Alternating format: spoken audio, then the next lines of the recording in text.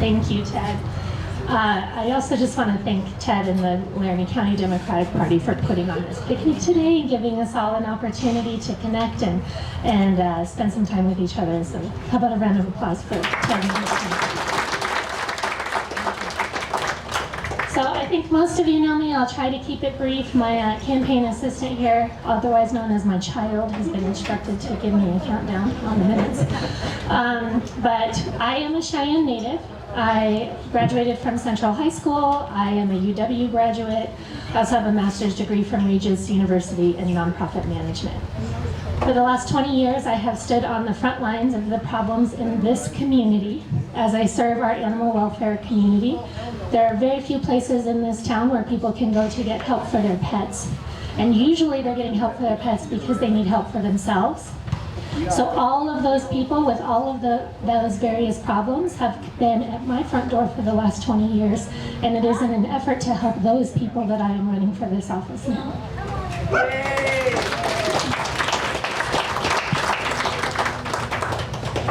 Some of my priorities as I've gone door to door in the district this election season have evolved a little bit. One of those, now that we are past the primary season, and let us all be thankful for the success that we had during that season. Yeah. What I love about what just happened in the primaries is that it shows that Wyoming is still capable of coming together and doing what is right for our state. I am not interested in continuing to further that tribal divide between our parties. So I do not think a one-party system is going to serve our state very well, and we are still very much at risk of that happening. So one of the things that I'm trying to focus on is really getting the message across to people that we have strong representation from the opposition party already, but Cheyenne deserves a seat at every single table. And right now, we don't have a seat at some of those tables. So it is very important that we look at some of those Democratic candidates for that purpose. I also want to talk a little bit, not about economic diversification, but about economic prosperity. It's not enough to bring businesses into this community if they aren't giving back to the community, if they aren't creating jobs, and if they aren't moving us forward in a direction that suits our children and our future.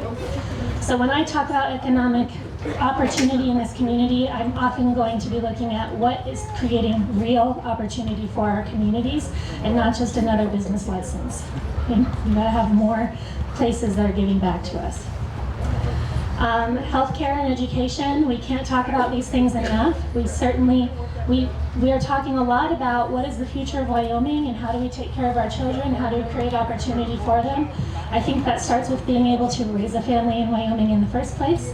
And right now it's getting harder and harder to have a baby safely here, and it's getting harder and harder to find childcare for those children once you do have them.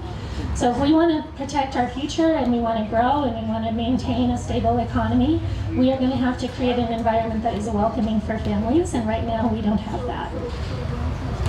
Public education is a big one. I am a staunch defender of public education. I want to say right now I vehemently oppose the school voucher programs.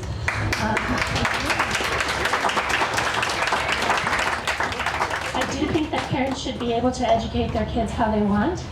I also think that if we are using public funds, they need to stay in the public school system.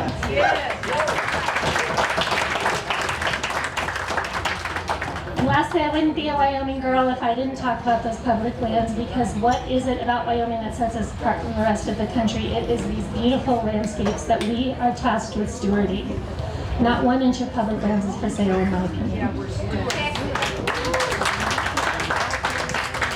And we can't just talk about the beautiful landscapes. And I personally cannot talk about public lands without talking about the wildlife that are on them.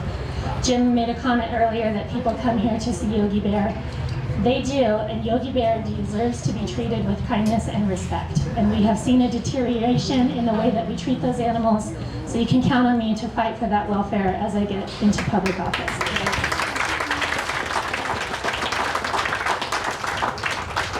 So what you can expect from me is to be open and transparent.